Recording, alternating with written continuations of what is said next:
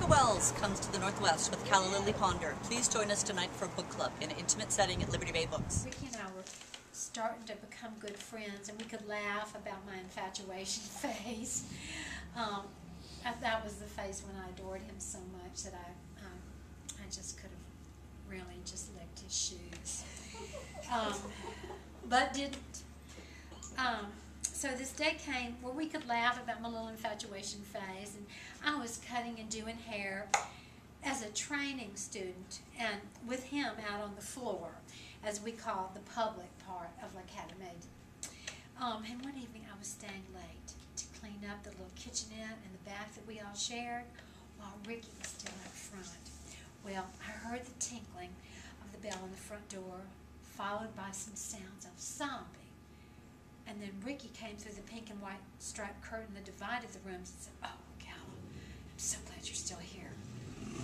We have a woman whose hair is seriously damaged, and I really need your help."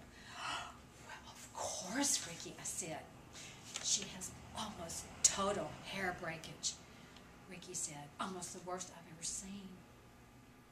And he parted the curtain just enough for me to see it. "Oh my God, Ricky," I whispered. Now, I had seen some pictures in our textbook that you wouldn't believe, but this sight just made my stomach turn. I mean, even from a distance, you could see that that poor thing had had an awful bleach job, and that most of her hair had broken off, leaving just a few long, very weak strands hanging here and there. Oh. So I decided to go out on a limb with Ricky, so I said in my best doctor voice, "Bad bleach job, followed by a permanent wave of tension. Didn't get the solution off in time, so her hair broke off with rubber bands went across the perm rods." Oh my God. "Right on, Calla," Ricky said. And I said, "Ricky, was this done at home?"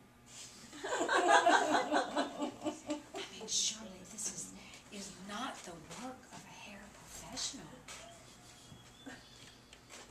"Calla, I cannot bring myself to use the word professional in the same sentence with the name of the person who did this. I'm sorry to report that this was done by a beautician." Oh! A very, very bad beautician.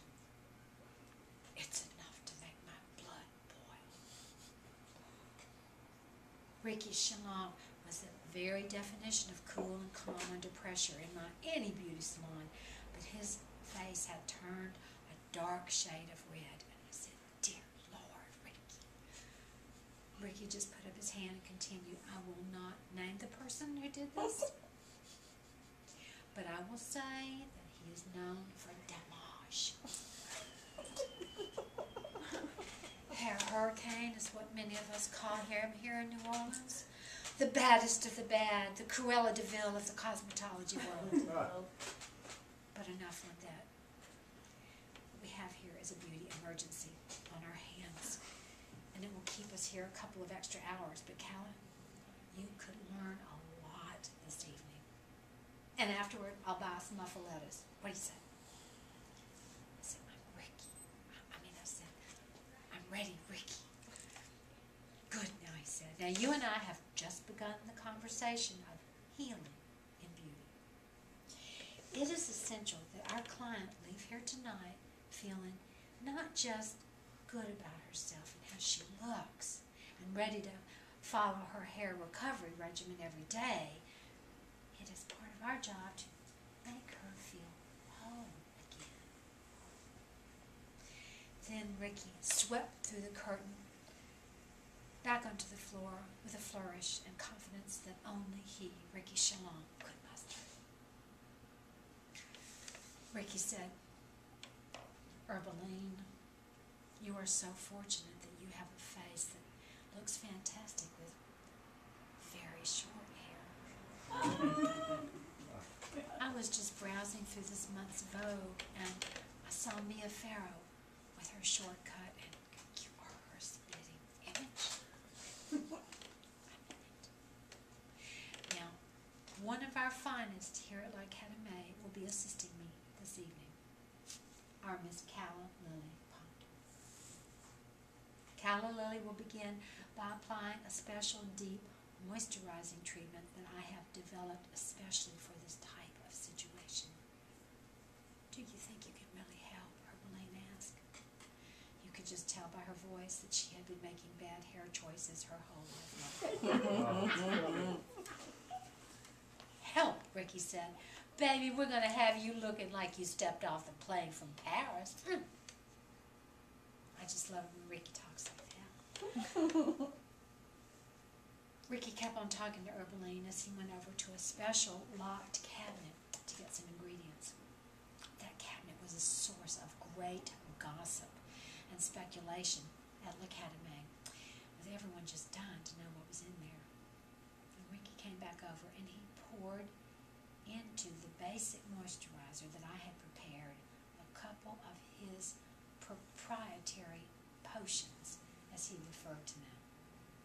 And then I applied that mixture to her hair. And whew, the stuff I put on kind of a strong, earthy, herbal smell that was new to me. It wasn't bad, but it was so new and so strong. And then Ricky put on some soft, soothing music and had me just hold Herbaline's head in my hands for a minute or two, as Ricky had taught me. Since I had told him about the warmth that comes from my hands sometimes when I'm touching a human head, he had been coaching me to move energy, as he put it, whenever I wanted. And so I began by lightly touching Herbaline's head and then breathing deeply